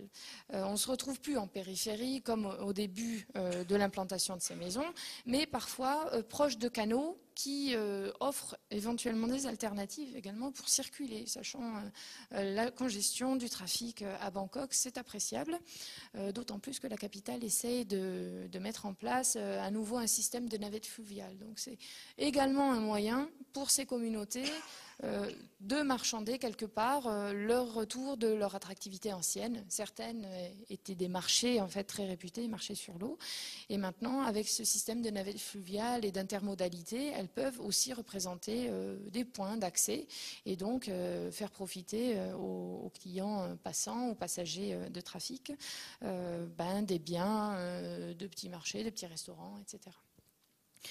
Donc voilà, il s'agit de prendre en compte aussi le fait que ces espaces qui au départ abritent des activités informelles, ça va changer et ça va devenir un peu plus monofonctionnel avec la stabilisation des foyers. Certains, de par leur diplôme, de par leur éducation ou autre, vont accéder à l'emploi formel et on peut même parler d'une amorce de gentrification dans certains secteurs qui sont vraiment en cœur de ville, en plein CBD en fait. Là où finalement les habitants vont pouvoir louer des maisons avec un petit jardin, sinon ils n'auraient accès qu'aux condos, à des appartements. Voilà. Un autre aspect intéressant, c'est de voir les connexions maintenant à l'échelle du quartier. J'ai commencé à parler un peu des liaisons fluviales qui pouvaient être mises en place avec le système de navettes fluviales en lien avec le SkyTrain, avec les bus, etc. Mais il y a aussi l'idée que l'habitat spontané à Bangkok, il est quand même situé sur des espaces qui sont plus ou moins impropres à l'habitation, ou dans des espaces qui ne pouvaient être urbanisés parce que justement en berge de canaux, parce que proches d'infrastructures de transport. Et là on voit sur la carte de gauche, cette espèce de diagonale, c'est en fait de l'habitat spontané qui se développe le long des voies de chemin de fer. Les voies de chemin de fer qui créent d'ailleurs des coupures dans la ville. Et donc, ces espaces qui ne sont pas urbanisables parce qu'appartenant au public ou réserves foncières ou du roi ou des moines, en fait, ils vont être utilisés clairement par l'habitat spontané, par ces habitants-là, et vont devenir des espèces de couloirs commerçants, voire même faire la suture entre des îlots ou des espaces qui vont être interrompus comme ça par des grandes infrastructures de transport. Donc ça va être des autoroutes, ça va être les voies de chemin de fer à plus petite échelle. Et ces sutures, qui ne vont pas forcément permettre aux voitures de passer, vont au moins permettre aux piétons de relier donc un quartier à un autre, et toujours avec cette espèce de sas commercial qui est quand même assez cher aux Thaïlandais qui, comme ils le disent, si on a un quartier résidentiel et qu'on n'a pas de commerce, ça meurt. Il faut forcément pouvoir acheter, pouvoir avoir un espace de sociabilité pour acheter un ananas, 3 petites brochettes de barbecue, et ça fait aussi la fluidité dans l'espace. Donc effectivement, on voit en bas à droite ce petit sas commercial avec un espace de repas. Effectivement, il ne s'agit pas d'une architecture complètement consolidée, mais dans le temps, ça devient des espaces qui peuvent être régularisés et surtout réemployés dans l'idée de la multifonctionnalité par la municipalité. D'ailleurs, je vais passer directement à cette diapo-là. Par exemple, dans le sens de la reprise de l'habitat spontané ou des pratiques spontanées par les autorités, on a l'exemple intéressant des grands ensembles de logements sociaux qui ont été construits dès les années 60 également en Thaïlande. Donc un peu sur le modèle français, une architecture moderne, standardisée, avec des appartements qui, même pour des familles de 3-4 enfants, n'excédaient pas 33 mètres carrés. Sachant qu'on a de grands espaces extérieurs également qui devaient abriter un certain nombre d'activités. C'est resté au stade de pelouse également, comme en France dans certains cas. Et là, les pratiques spontanées ont tout d'abord permis aux habitants d'agrandir un petit peu leurs appartements en utilisant les coursives, mais également en créant des surbalcons. On le voit un peu sur l'image en haut à gauche. À droite, vous avez une voiture qui est garée et au-dessus, vous avez cet exemple de surbalcon. Ça ressemble à des cages, si vous voulez. Et ça devient une pièce supplémentaire, une cuisine. Et alors là, on a tout un tas de petits processus et de transformation des façades relativement épaisses. Ceci pour se protéger du soleil, des fortes pluies. Ça va devenir un espace supplémentaire de vie, parfois privatisé. En dessous également, quand il s'agit d'immeubles sur pilotis, on peut avoir des espaces de stockage. Quelqu'un s'approprie l'air en dessous et en fait nos immeubles de stockage avec chacun peut avoir son petit box ou par endroit on va carrément recréer une rue commerçante. Donc par rapport aux grands ensembles qui n'offraient plus cet espace de rue commerçante, et bien là on va recréer des espèces de sas et des espaces de convivialité qui vont permettre une certaine variété dans le paysage quand on va marcher, et puis aussi un sas de contrôle à l'entrée du bâtiment. C'est d'ailleurs des points de rencontre, donc quelque chose d'un petit peu plus personnalisé aussi. Et ce que les autorités ont vu par rapport au fait qu'ils ne peuvent pas complètement endiguer ces pratiques-là. Ils ont bien essayé, mais bon, l'Office national du logement m'a bien confié que ce n'était pas possible et que donc il fallait en tirer parti. Ce qu'ils ont fait, c'est que finalement, ils ont, comme l'image en haut à droite le montre, régularisé ces pratiques-là. Moyennant une petite somme, les habitants peuvent utiliser une surface de trottoir pour créer leur stand, sachant que le stand là qui est sous la bâche bleue loue le petit emplacement devant sur la route à une carriole ambulante, moyen quelques bahts par jour, pour également dynamiser, etc. Et faire un revenu supplémentaire aux habitants, sachant que la vocation principale, c'est quand même de faire du logement social et que les gens puissent payer les taxes et non pas, du coup, de les rendre en incapacité de payer le loyer parce qu'ils n'ont pas d'activité d'emploi formel quelque part. Donc c'est donnant-donnant. Les taxes récupérées par cette sorte de régularisation des petites carrioles et petites greffes spontanées, sert maintenant à l'entretien des bâtiments. Donc c'est quelque chose qui permet une espèce de cercle vertueux, même si ça reste à petite échelle, ça permet quand même à l'Office national des logements d'entretenir les bâtiments et les espaces extérieurs. Maintenant, également dans les nouveaux programmes de logements sociaux, s'ajoutent des espaces de vie, de convivialité, donc centres pour personnes âgées, des surfaces commerciales, etc. Donc qui vont dans le sens de l'ajout de fonctionnalités professionnelles et plus du coup du simple fait de pourvoir des logements pour cette clientèle. L'habitat spontané, pour faire bref, permet également une certaine réflexivité des acteurs. On l'a vu avec l'Office national du logement. C'est également vrai à l'échelle de la ville, la Bangkok Metropolitan Administration, qui tente de mettre en place des outils pour favoriser aussi la participation populaire dans la fabrication de la ville. Je reviens un petit peu en amont, je n'ai pas montré cette diapo. Elle permet également une institutionnalisation de l'habitat spontané par la régularisation de certaines communautés. Ceci dit, les maisons qui sont par exemple sur le canal, donc en inégalité, doivent déménager sur la terre ferme, donc respecter certains standards, respecter une certaine réglementation, du coup s'élever sur 1 ou 2 étages, avoir des surfaces peut-être plus petites, et évidemment payer les charges et avoir un réel abonnement à l'électricité, tout à l'égout, etc. Et cette régularisation permet d'une part la normalisation des pratiques, de l'habitat, et également permet aux habitants de rester sur place. Donc il y a conservation quelque part des liens sociaux et l'idée aussi de la capacitation des habitants, parce qu'ils vont participer à la création du modèle de logement dans lequel ils vont vivre par la suite. Ils vont également co-gérer la construction, donc faire respecter le paiement des crédits. Et puis ensuite, c'est eux, avec un chef de communauté, qui vont régler les problèmes ou la gestion avec l'autorité du district et également préserver les espaces. Je parle de préservation des espaces parce qu'ils se structurent en réseau également, pas que pour le respect du patrimoine et montrer qu'ils ont droit à la régularisation, mais aussi parce que ça va leur permettre d'acquérir des connaissances d'autres communautés qui ont été rénovées avant et donc éventuellement de mettre en place un système de filtrage des eaux usées, également de trouver des moyens pour nettoyer les canaux et par là acquérir le statut de bon citoyen qui a le droit d'être régularisé. Parce que là aussi, il y a du donnant-donnant. Il ne s'agit pas de dire que le spontané, c'est parfait, c'est très bien. Il y a évidemment de la pollution, mais quelque part, il y a des tentatives d'adoption du statut de bon citoyen qui va être un peu vertueux dans sa pratique de l'espace, de la gestion communautaire, moyennant aussi une régularisation et donc la possibilité de rester dans cet espace.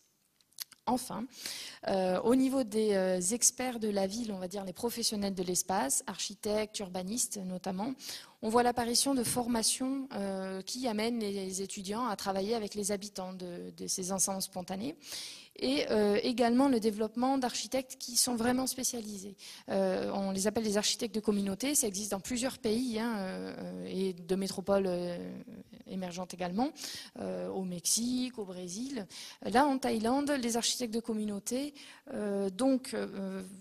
on utilise leur expérience avec les habitants pour pratiquer de la co-conception et apprendre également de cette expérience.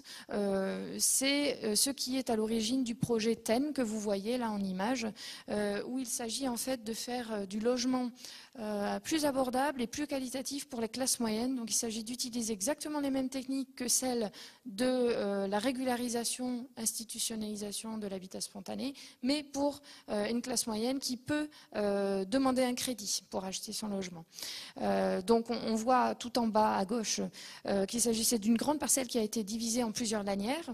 Chaque propriétaire a acheté une lanière et donc en fonction du budget de chacun et des envies de chacun, moi je veux une piscine, un jardin, etc. Ils ont mutualisé le tout pour avoir plus de prestations, la piscine en l'occurrence, que ce qu'ils auraient pu acquérir avec la même somme empruntée.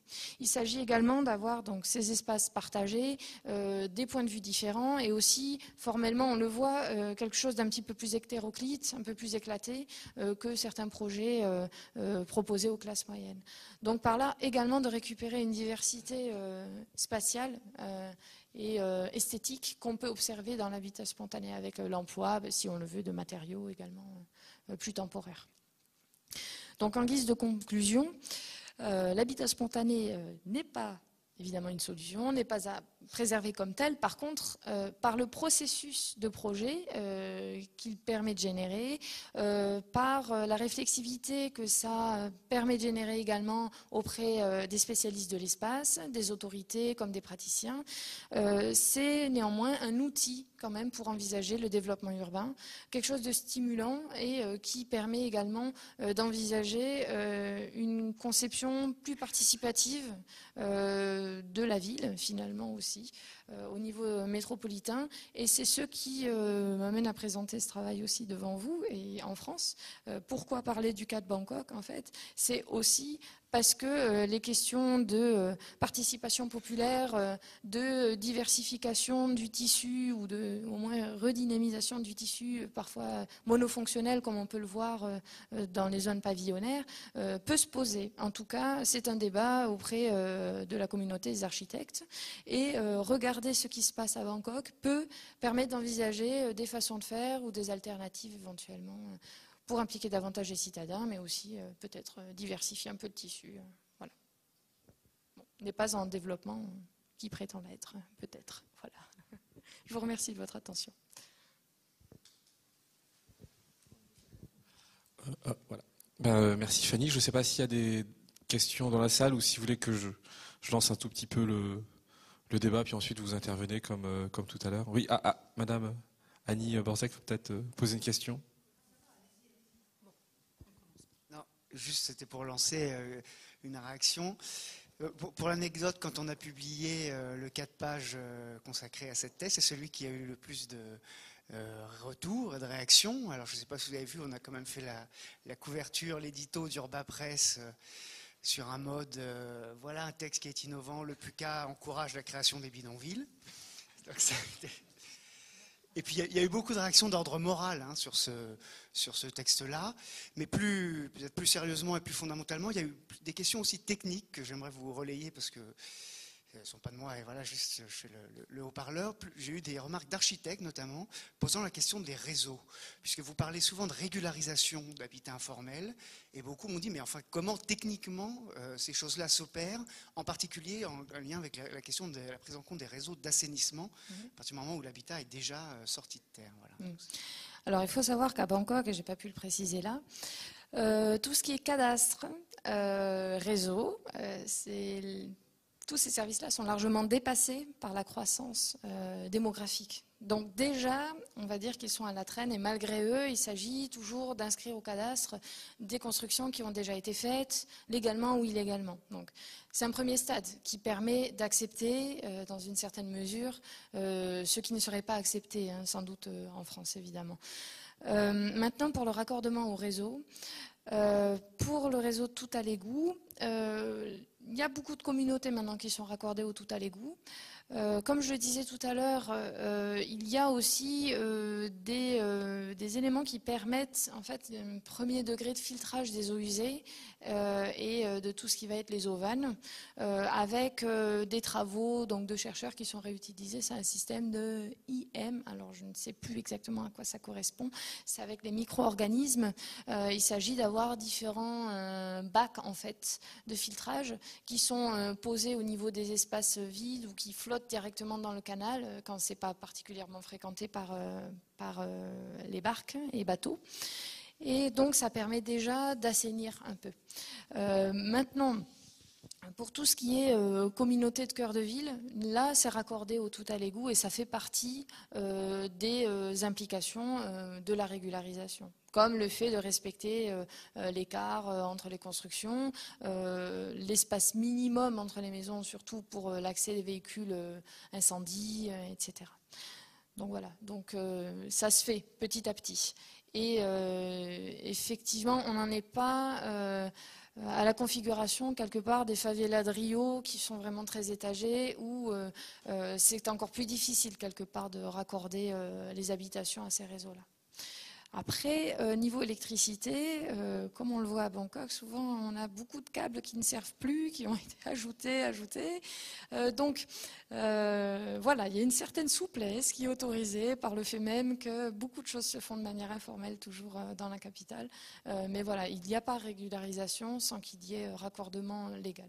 Voilà. Après, autoriser les bidonvilles ou encourager les bidonvilles, moi je me rends compte aussi que c'est une provocation par rapport au fait que j'ai un diplôme d'architecte et que beaucoup de mes amis m'ont demandé pourquoi j'étudiais ça. C'est aussi parce que quelque part j'ai trouvé ça stimulant par rapport aux alternatives que ça propose dans la conception du tissu urbain. Et quand je dis ce n'est pas à encourager tel quel, évidemment, c'est pas dire les architectes c'est fini, recyclez-vous, les habitants savent mieux faire la ville. C'est pas la question de savoir qui fait quoi et mieux que l'autre.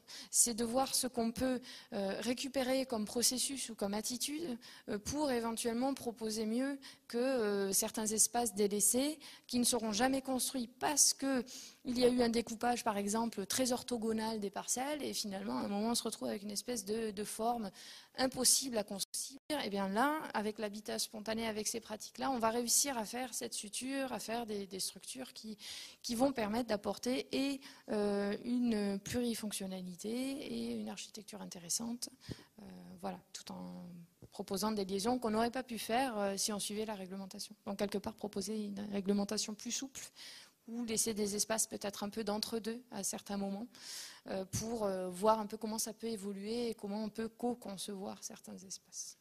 Voilà.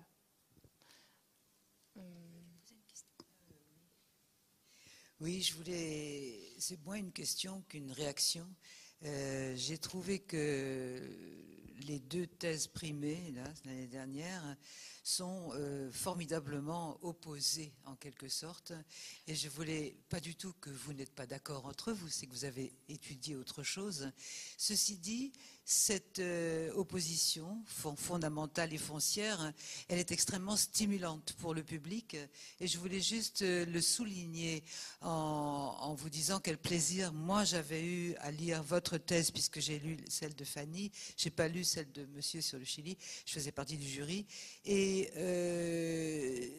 dans cette espèce de confrontation entre vos deux regards et vos deux façons d'aborder la question de la ville, on a d'un côté la fabrique de la ville par les gens et de l'autre côté la fabrique de la ville par le marché financier. Et je trouve que ce contraste, qui est un petit peu trop, disons, contrasté, pourrait vous amener à dialoguer. Alors j'aurais voulu vous demander, l'un et l'autre, ce que vous retenez de la thèse de l'autre.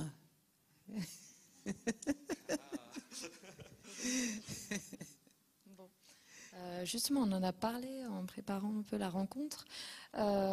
Déjà par rapport aux dynamiques urbaines, la métropolisation et le rôle des autorités dans la fabrication de la ville, je pense qu'il y a un constat commun qui peut être dressé, c'est celui de l'incapacité quelque part à tout maîtriser, à vraiment être seul initiateur de la métropole contemporaine, et aussi du fait que les politiques qui sont initiées par les autorités souvent leur échappent parce qu'il y a d'autres acteurs, parce que c'est perfectible, mais quelque part il y a aussi, comme William le disait tout à l'heure, pour la thèse de Rodrigo, finalement ça marche. Enfin, il y a plein d'aspects positifs à la financiarisation du marché du logement au Chili, et dans l'habitat spontané, ça peut aussi apporter des éléments pour se remettre en question. Voilà. Donc il y a déjà cet aspect-là. Après, il y a aussi le côté extrêmement libéral de l'habitat spontané qui, comme la dynamique du marché, l'habitat spontané, dans certains cas, quand il y a institutionnalisation, ce que je n'ai pas dit, il y a obligation de gérer en communauté les habitations qui sont régularisées. Sinon, évidemment, on se retrouve avec une maison très propre, très intéressante, on la revend, on fait un peu d'argent et hop, commence à nouveau le marché, la spéculation, et les plus pauvres n'arrivent plus à se loger non plus. Donc il y a toujours un certain nombre de mécanismes de contrôle à mettre en place, et c'est là que peut-être les autorités arrivent à retrouver leur pouvoir aussi, pour réguler ce qui n'était pas régulé jusque-là. Et moi, ce que j'ai retenu, c'est plutôt ça a généré chez moi une certaine inquiétude par rapport à l'avenir justement de ces formes urbaines très verticales, car ce que je retiens de l'habitat spontané, c'est aussi sa flexibilité, c'est aussi cette capacité en fait à changer les usages assez facilement, que ce soit le changement de l'usage des sols, faire bouger les murs, mais vraiment la matière concrète de la ville, alors que quand on parle de verticalisation du centre, on parle aussi d'une rigidification de la ville, ce qui pose la question en fait, que va-t-il advenir d'ici 20 ans de cette ville verticale et financiarisée lorsque ces ménages de primo-accédants, ils vont avoir des enfants, ils vont partir, donc en fait on sait que ce sera mis à la location, donc ils vont être loués, avec tout ce que ça entraîne comme dégradation supplémentaire de l'habitat collectif. Or, on sait que dans le collectif, les coûts, les frais ont plutôt tendance à augmenter avec le temps. Donc, il y a bref, une certaine inquiétude par rapport à une ville verticale qui, du coup, est aussi une ville un centre qui ne peut plus évoluer quasiment. Par rapport, pour le coup, à une ville, effectivement, une ville basse, une ville aussi qui sait jouer des interstices. Qui est vraiment le propre spontané, qui pour le coup, on le trouve plus du tout dans le centre. Moi, ça a plutôt généré une certaine inquiétude par rapport à mon centre financiarisé. Après, on a discuté aussi sur le nouveau mouvement, cette nouvelle tendance à régulariser l'informel, qui est quelque chose qu'on retrouve aussi au Chili. Et c'est vrai qu'en fait, aujourd'hui, on croit noter une plus grande tolérance par rapport à l'informel, mais dans une logique en fait d'intégration au marché de ce secteur informel, aussi comme une tentative de créer un patrimoine régularisé. C'est aussi donner aux ménages informels un patrimoine bâti qui du coup a une valeur, qui acquiert une valeur officiellement, parfois avec la création d'un marché de la location dans ces espaces d'ancien-habitat spontané. Mine de rien, ça le permet aussi de l'apparition donc de nouvelles logiques économiques dans ces espaces. Mais à vrai dire, moi, ça m'a surtout inquiété par rapport au centre de Santiago. Et aussi d'ailleurs par rapport justement au logement social chilien, qui est un logement social qualitativement très médiocre, même s'il y a une ou deux agences d'architecture, notamment Elemental, qui essaie justement de proposer des solutions de logement social quand même plus intéressantes. En fait, le logement d'intérêt social au Chili, dans ses formes les plus basiques, ça ressemble un peu en fait au Matchbox House de l'Afrique du Sud. C'était vraiment, c'est même parfois en fait un point d'eau avec la cuisine en fait en dur, et tout le reste, ça reste dans de l'autoconstruction. C'est vraiment le degré zéro de l'architecture. Donc bref, moi, ça m'a surtout inquiété. Voilà. À la limite, j'avais une question à poser aux deux intervenants. Parce qu'évidemment, ils posent la question à leur façon, enfin de façon différente, sur qui fait la ville. Finalement, ils ont chacun une façon d'y répondre. Mais quelles sont les conséquences politiques aussi de tout ça? Puisque moi, quand je pense à la banlieue, enfin à la formation de la banlieue rouge mettons en première couronne parisienne, c'est la formation de la banlieue rouge, c'est aussi une réaction de la régulation, enfin de la régularisation d'un habitat spontané, et pareil, enfin dans un contexte de boom économique au Chili, il y a une forme de production de la ville, donc de normalisation de la société derrière. Quelles en sont les conséquences politiques, alors électorales et politiques? Alors, bon, tout le monde connaît un peu la situation trouble en Thaïlande actuellement. Du coup, il n'y a pas énormément de débats par rapport à cette question-là. Bon, les voix s'achètent, mais plutôt en province. Dans les bidonvilles, c'était aussi le cas avec, paraît-il, les conducteurs de taxi, enfin, il y a des populations comme ça. Ça se faisait pas mal. Maintenant, par rapport à la régularisation qui se fait de plus en plus, l'acceptation de plus en plus grande par les districts de ces ensembles d'habitats spontanés. Au niveau politique, c'est pas forcément ce qui se pose le plus de problème, c'est plutôt au niveau des propriétaires fonciers, ça poserait problème.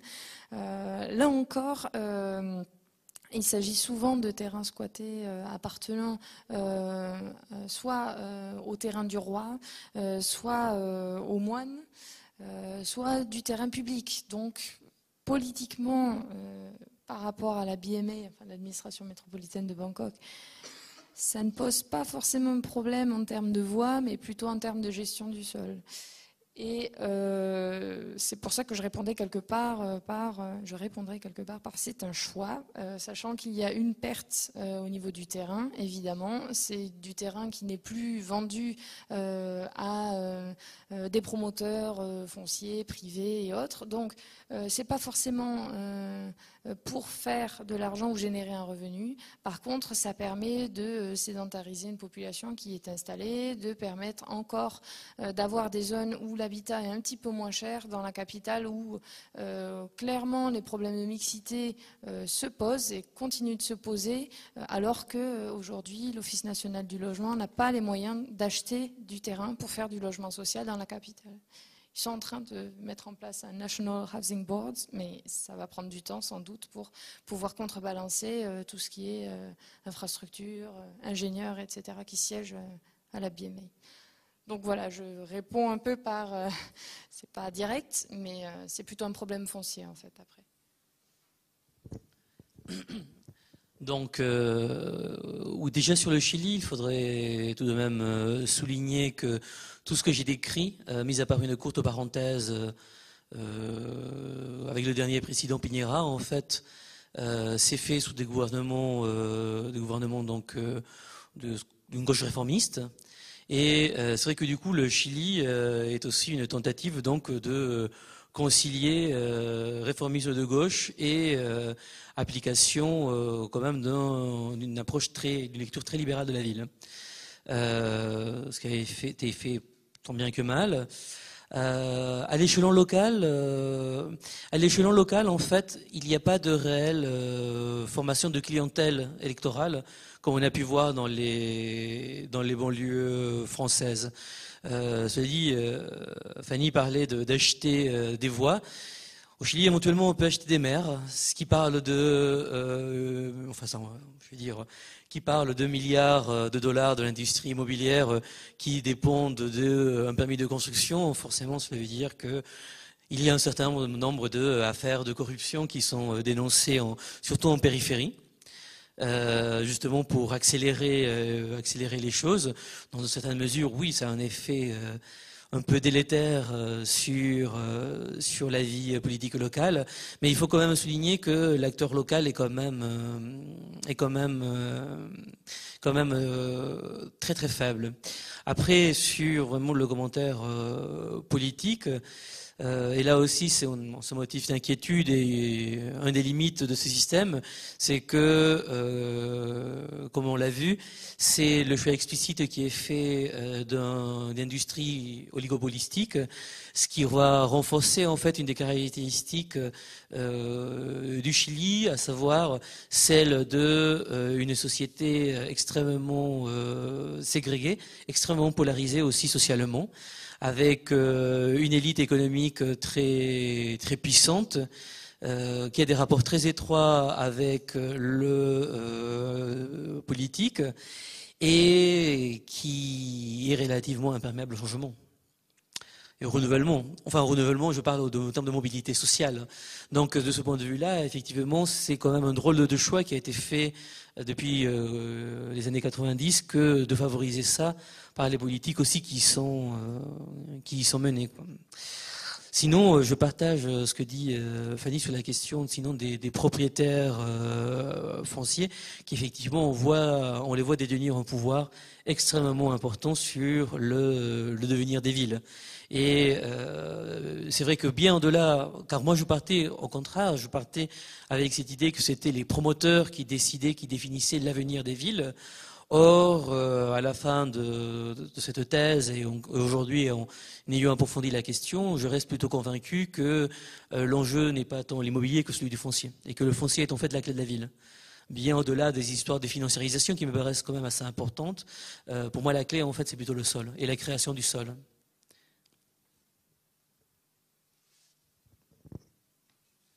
C'est plutôt public s'il y a des questions. Non ? Oui. Il faut ? Ah bon, c'est obligatoire. D'accord. Non, c'était juste une petite réaction par rapport à la présentation sur Bangkok, parce qu'il y a une chose que vous n'avez pas véritablement développée, mais qui me semble être un point assez intéressant sur justement ce concept de développement communautaire que vous avez abordé, c'est que c'est justement le rôle de la communauté et le fait que finalement une des premières raisons qui oblige finalement aux gens à se regrouper en communauté, c'est déjà pour pouvoir avoir accès au crédit, parce qu'ils sont aujourd'hui de fait exclus du système bancaire. Et le deuxième élément, c'est que donc il y a un vrai, comment dire, il y a quelque part une idéologie du développement communautaire, mais qui est fondée sur des bases assez pragmatiques. Vous avez montré une diapo où vous citez un peu l'organisation CODI qui soutient en fait ces initiatives basées sur des communautés de squatteurs, qui finalement sont accompagnés dans leur projet de régularisation foncière. Qui d'ailleurs peuvent prendre des formes différentes, parce que parfois effectivement c'est de l'amélioration sur place, donc le quartier reste à peu près dans sa configuration actuelle. Parfois c'est un projet immobilier neuf, parce qu'ils ont négocié avec le propriétaire du foncier de garder une partie, plus petite forcément, en échange d'un deal sur le prix du foncier. Mais l'élément assez intéressant, c'est qu'en fait, il y a une mise en réseau de ces communautés qui aujourd'hui devient, parce que je crois qu'il y a à peu près, j'ai entendu récemment le chiffre de 350 fonds de crédit qui peuvent chacun toucher plusieurs communautés. Et aujourd'hui, c'est quelque part une forme de contre-pouvoir, alors certes modeste par rapport aux propriétaires fonciers, mais qui j'imagine soulève des questions par rapport aux tenants d'une vision plus républicaine de l'organisation de la société. Effectivement, j'en ai pas parlé, mais c'est aussi ce fonctionnement-là qui participe à l'idée d'émergence d'une société civile en Thaïlande.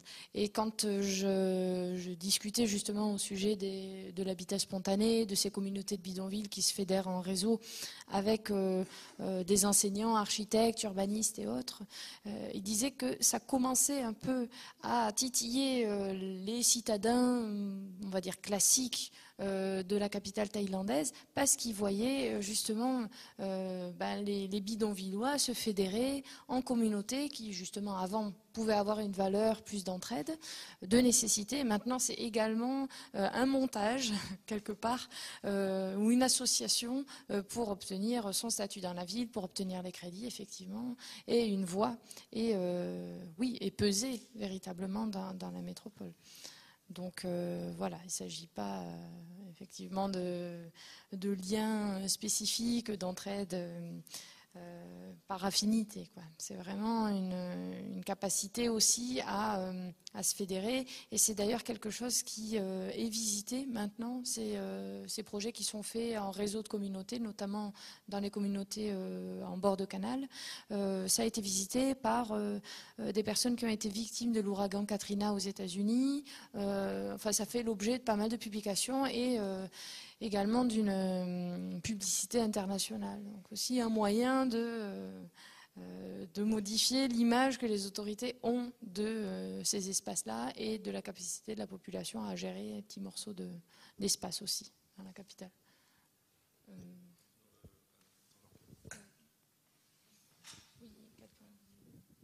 Juste à titre complémentaire, est-ce que vous pourriez nous dire comment le PUCA a réagi à ces critiques virulentes, apparemment, sur la thèse de Fanny, puisque vous avez reçu vous-même des approches critiques de cette thèse en disant que vous défendiez les bidonvilles, ce que je trouve absolument incroyable. Donc je voudrais comprendre d'où vient la source et d'où vient le problème, quoi.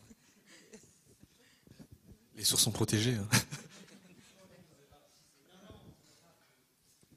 En deux mots, non, mais il ne faut pas non plus suramplifier la polémique. Non, c'était d'ailleurs à aucun moment c'était une critique de la thèse.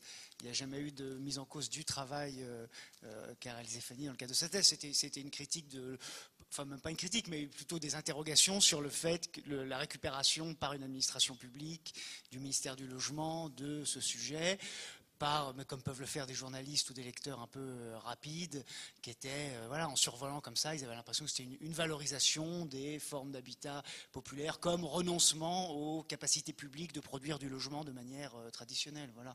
Après nous, je ne veux pas parler, Emmanuel Raoul est absent, je ne veux pas parler en son nom, mais il me semble que les logiques de ce genre de publication, comme les 4 pages du PUCA, c'est précisément celle-là, à savoir d'alerter à partir d'une idée contre-intuitive ou un peu hors champ des idées reçues. Donc on assume complètement les conclusions de cette thèse et le fait de les valoriser par ce moyen-là, qui est un moyen complémentaire à tous ceux qu'a déjà mis en œuvre et Patrice dans le cadre du prix de thèse et plus largement Fanny dans le cadre de la valorisation de sa thèse.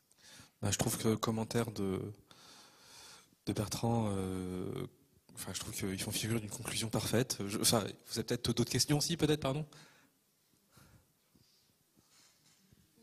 C'est plus que question, je vous partage un projet de la Société française des urbanistes actuellement pour l'organisation de la Journée mondiale de l'urbanisme en novembre 2014. Et ils souhaitent, on souhaite, puisque je fais partie, travailler sur l'équité urbaine, le même thème que le Forum urbain mondial. Et du coup, en Ile-de-France, on s'est posé la question sur les bidonvilles. Pourquoi pas ne pas travailler sur ce thème-là ? Du coup, votre thèse est une belle source d'inspiration. Et sur le vocabulaire d'une part, bidonville, informel, spontané, autoconstruction. Et du coup, je me dis, pourra-t-on avoir comme un panorama global mondial et se dire quels seraient les bons exemples dans le monde pour parler de chacun de ces termes correctement ou pas correctement, de façon pertinente, et à quel exemple ou morceau de région francilienne pourrait-on les comparer, ou pas seulement comparer pour comparer, mais qu'est-ce que ça pourrait apporter comme leçon. Donc c'est plutôt un projet auquel peut-être on pourrait collaborer. Et je sais qu'au Chili il y a aussi des bidonvilles, donc on peut en parler. Sans oublier que le plus grand bidonville de France est à Mayotte.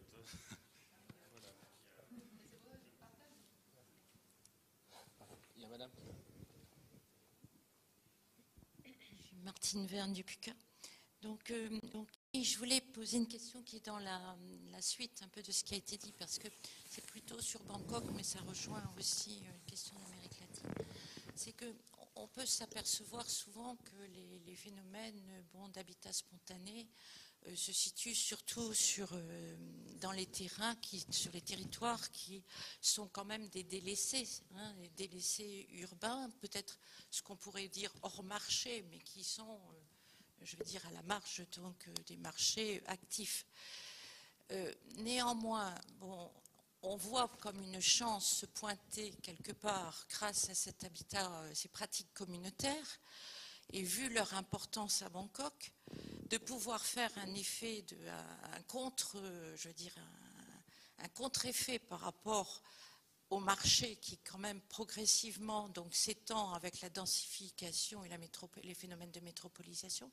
Donc je voulais savoir si, compte tenu de l'importance de ces pratiques communautaires, on pouvait imaginer que dans les années qui viendront, les habitants pourront rester sur place, parce qu'on sait très vite que même si ce sont des délaissés urbains, il y a une évolution qui se fait dans les prix du foncier, et que des délaissés à une époque ne le sont plus à l'époque suivante. Est-ce que vous pensez que ces pratiques vont pouvoir avoir comme effet de fixer un peu la population sur place et de leur garantir leur vie là où ils sont et où ils ont choisi d'être, enfin où ils ont pu être?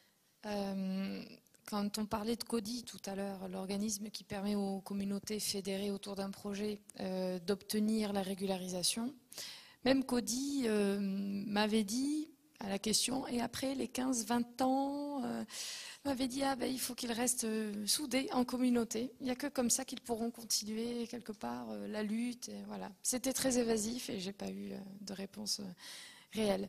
Je pense que après c'est très conjoncturel également. Le fait qu'on ait la régularisation aujourd'hui, que des chercheurs internationaux s'intéressent à ces cas-là, que certains espaces et même des prix de UN Habitat, de l'UNESCO et autres, ça va dans le sens d'une médiatisation de pratiques qui vont et qui peuvent être reconnues comme vertueuses par la plupart des métropoles à l'extérieur et qui donc peuvent montrer une gestion vertueuse d'une capitale telle que Bangkok. Donc quelque part, avec cette récupération politique, ça peut aller dans le sens aussi du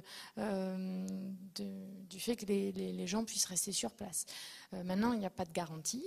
Et sur le long terme aussi, quand je parlais de la standardisation, de la normalisation des pratiques et des habitations, avec la stabilisation des conditions économiques des habitants, c'est quelque chose qui peut faire penser aussi que les habitants à un moment vont peut-être changer et de trajectoire et d'envie, et que c'est peut-être aussi un moment transitoire, mais qui peut permettre quand même aux primo-accédants ou à des populations qui ont moins de moyens d'être hébergés à un moment. Donc autoriser une certaine flexibilité et une rotation également dans ce système-là. Il est l'heure. Merci à vous et merci à eux surtout pour leurs travaux.